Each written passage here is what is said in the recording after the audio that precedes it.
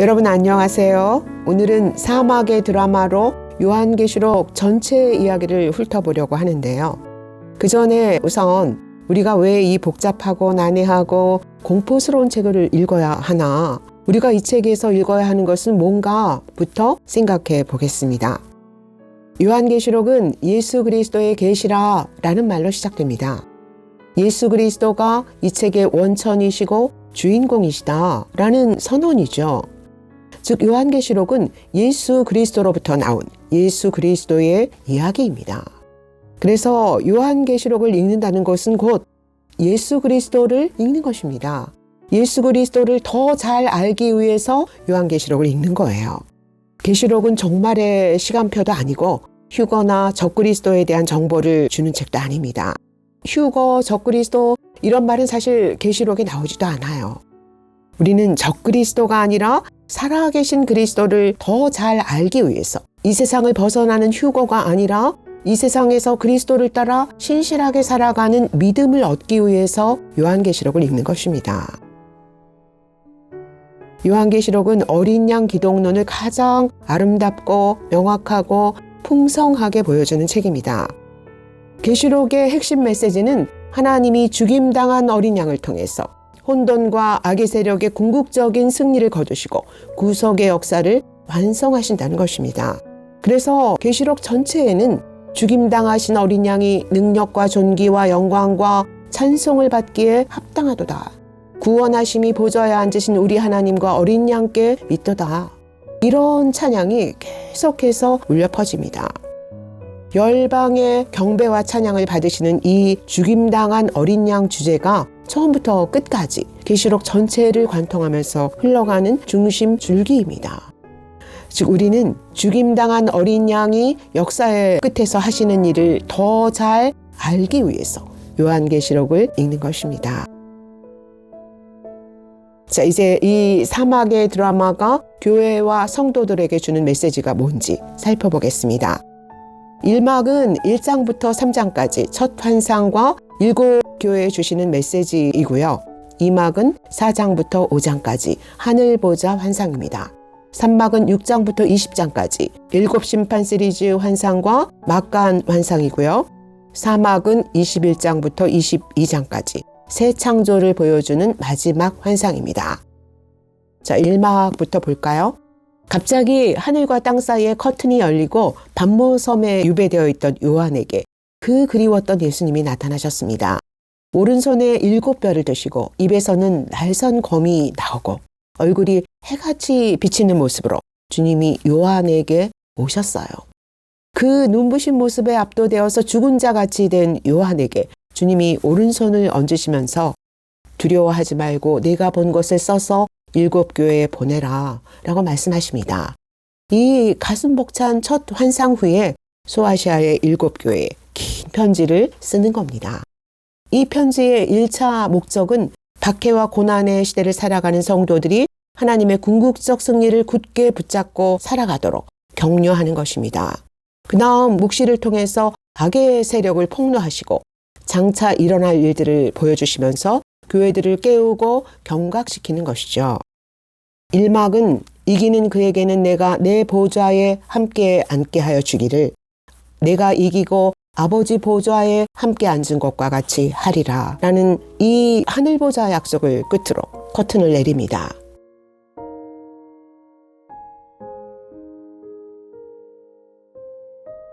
이 막은 이리로 올라오라 라는 큰 음성과 함께 요한을 하늘로 불러들여서 하늘보좌를 보여주시는 환상으로 시작됩니다.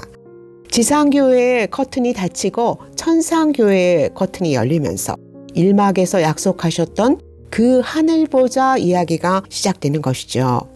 이 두 번째 환상에서 요한은 보좌에 앉으신 하나님과 죽임당한 어린 양이 세상의 모든 피조물로부터 경배와 찬양을 받으시는 장엄한 하늘 예배의 광경을 보는데요. 요한이 본 이 보좌 환상이 요한계시록 전체에서 가장 중요한 핵심 환상입니다. 이 환상이 나머지 환상들의 서론이고 이후의 환상들을 풀 수 있는 열쇠예요. 보좌 환상이 주는 메시지를 명확하게 들어야 나머지 환상들의 메시지도 명확하게 들을 수 있다는 뜻이죠. 어떤 메시지를 들어야 할까요?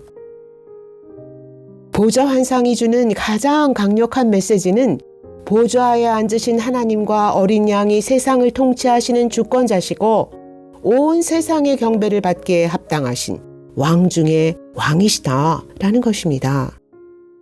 어쩌면 우리에게는 그렇게 놀라운 메시지가 아닐 수도 있죠.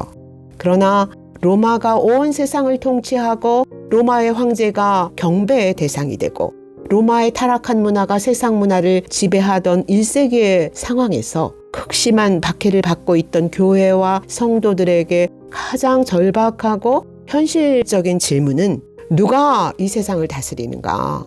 누가 역사를 통치하는 주권자인가? 누가 경배를 받기에 합당한가? 라는 것이었습니다. 하나님이 정말로 세상을 통치하시는 주권자시라면 어떻게 세상이 이렇게 돌아갈 수 있나?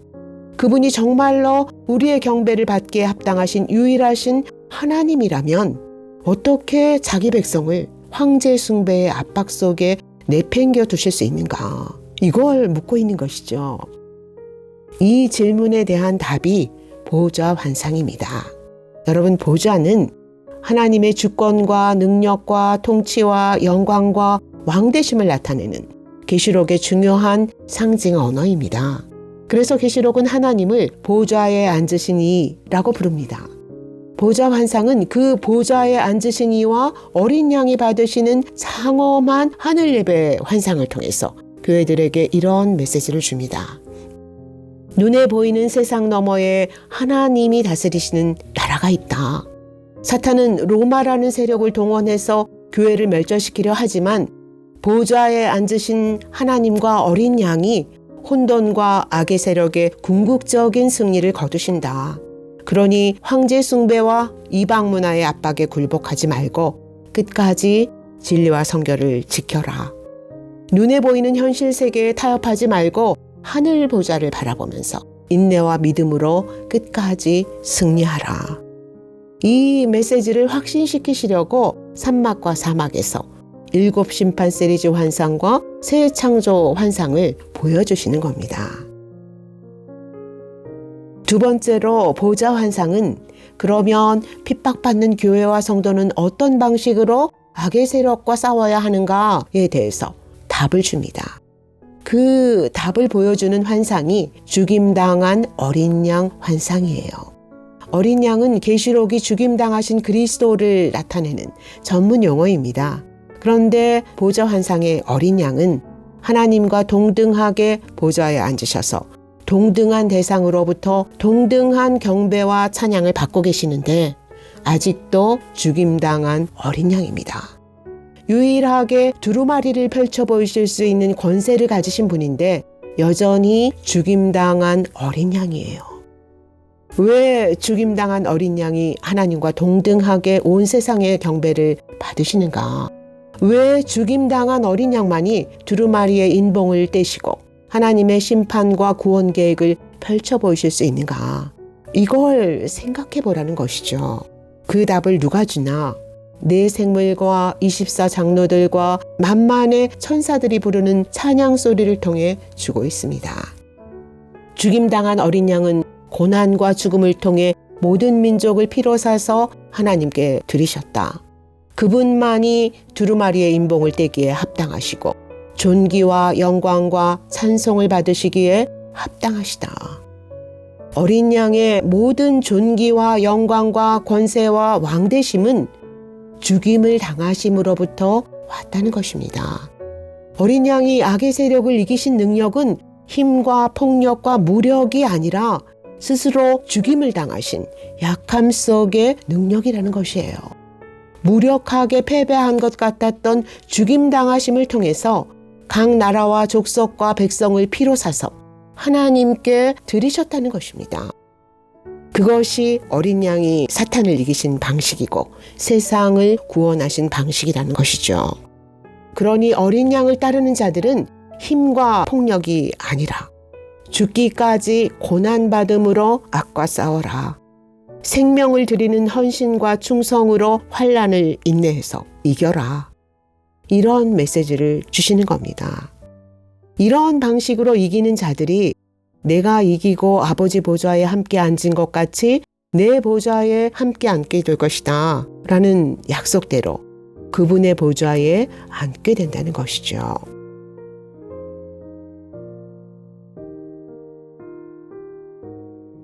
드디어 산막의 커튼이 열리고 어린 양이 두루마리의 인봉을 떼십니다. 7인 7나팔 7대접으로 이어지는 7심판 시리즈가 시작되는 것이죠. 여러분, 폭력과 파괴와 죽음으로 가득한 이 심판 환상들은 실제로 일어날 일일까요? 판타지일까요? 보좌 환상에 그 답이 있습니다. 두루마리의 인을 떼시는 분은 분명 죽임당한 어린 양이십니다. 분명 죽임당한 어린 양이 심판을 집행하세요. 그러나 어린 양이 악과 싸우시는 방식은 힘과 폭력이 아닙니다. 그분이 가지신 무기는 오직 자신이 흘리신 피와 입에서 나오는 말씀뿐입니다. 그걸 분명히 보여주는 환상이 19장의 백마 심판이죠.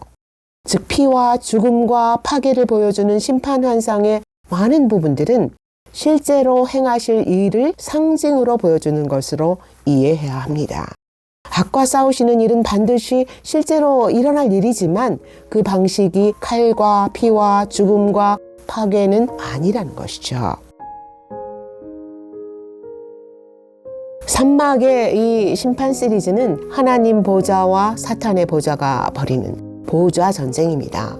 이 전쟁에 등장하는 세 주인공은 하나님과 어린 양, 그리고 7영을 가지신 성령입니다.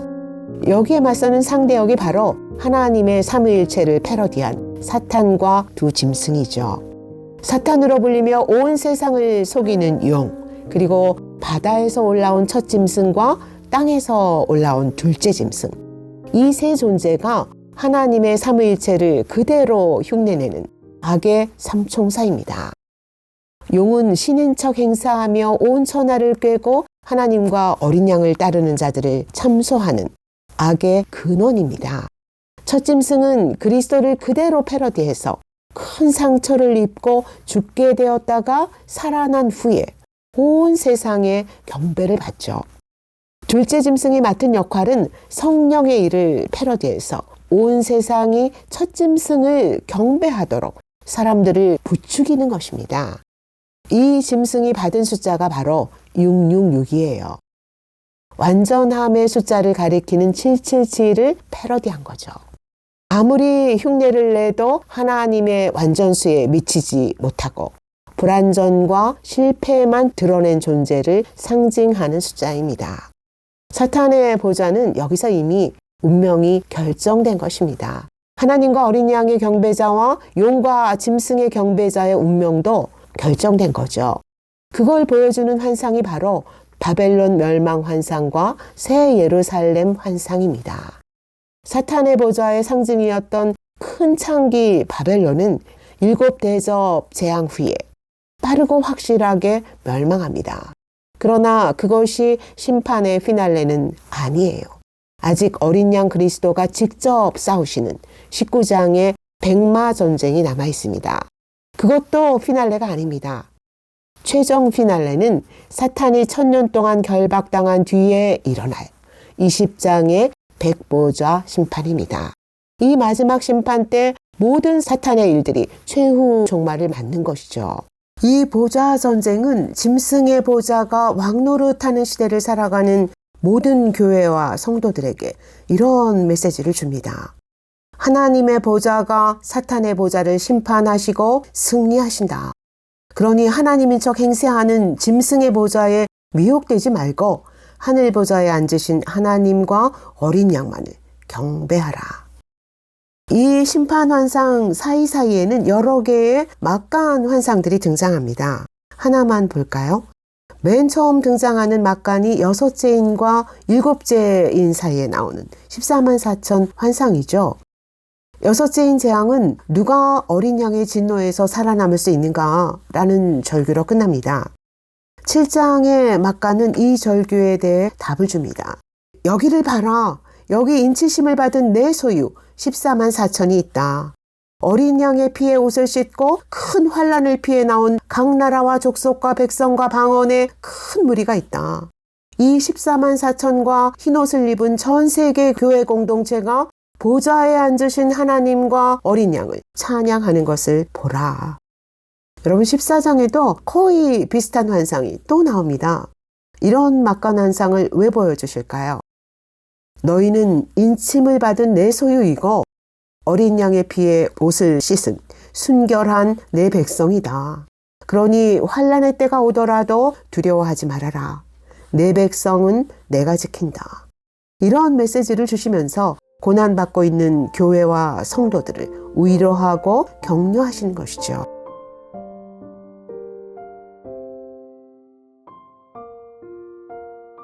이제 마지막 사막의 커튼이 열리고 새 예루살렘이 신랑을 위해 치장한 신부처럼 하늘에서 내려옵니다. 천국이 땅으로 임하는 이 장엄한 장면은 그 나라가 임하고 뜻이 하늘에서 이룬 것 같이 땅에서도 이루어지는 성경 전체의 클라이막스 장면입니다. 여러분, 하나님은 지금까지 인간의 죄와 타락으로 훼손된 선한 창조 세계를 다시 완벽하게 새 창조하시기 위해서 기나긴 구속의 길을 걸어오셨습니다. 그 완벽한 새 창조가 드디어 완성된 거예요. 그것에는 더 이상 죄도 없고 눈물도 없고 죽음도 없고 애통함이나 아픔도 없습니다. 그곳에는 하나님과 어린 양이 곧 성전이시기 때문에 성전도 없습니다. 하나님의 영광과 어린 양의 등불이 빛을 비추시기 때문에 해와 달 같은 광명체도 더 이상 필요하지 않아요. 만국이 그 빛 가운데로 다니고 땅의 왕들과 만국의 백성들과 어린 양의 생명책에 기록된 모든 사람이 영광과 존귀를 가지고 그곳으로 들어갑니다. 구속사가 완성되고 아브라함에게 약속하셨던 그 열방 선교가 성취된 거예요. 보좌에 앉으신 하나님과 어린 양이 각 나라와 족속과 백성과 방언의 예배를 받으시는 그 막간의 환상들이 성취된 것입니다. 이 찬란한 광경이 마지막에 하나님 나라와 교회와 우리가 누리게 될 영광입니다. 거기가 바로 알파와 오메가요 시작과 마침이신 하나님과 어린 양이 꿈꾸시는 인류 역사의 최종 목적지입니다. 사막의 커튼이 닫히기 전에 우리가 꼭 들어야 하는 주님의 음성이 있습니다. 나 예수는 교회들을 위하여 내 사자를 보내 이것들을 너희에게 증언하게 하였노라. 내가 진실로 속히 오리라. 여러분, 이 말씀이 우리가 성경 전체에서 듣는 예수님의 마지막 음성입니다. 어린 양 예수는 교회를 위해 피 흘리셨고 교회를 위해 사탄과 싸우셨습니다. 교회를 위해 요한에게 환상을 보여주시고 교회를 위해 본 것을 증언하게 하셨어요. 모든 성경이 대단원의 막을 내리는 그 순간까지 그분은 교회와 우리에게서 눈을 떼지 않으십니다. 한시라도 속히 오셔서 우리 눈에서 눈물을 닦아주고 싶어 하시고 에덴에서 주시려고 했던 그 영원한 생명을 주고 싶어 하십니다. 첫 동산에서처럼 우리와 함께 새 예루살렘 성을 거니시면서 거기서 우리와 함께 영원히 살고 싶어 하십니다. 그 정도로 교회와 우리는 주님께 존귀한 존재입니다. 결코 판타지가 아닌 이 확실한 실제의 소망 때문에 우리가 아무리 힘이 없고 연약하고 부족해도 예배하고 선교하고 증언하고 승리하는 어린 양의 공동체로 이 땅의 삶을 살아갈 수 있는 것입니다. 마라나타, 아멘 주 예수여 오시옵소서.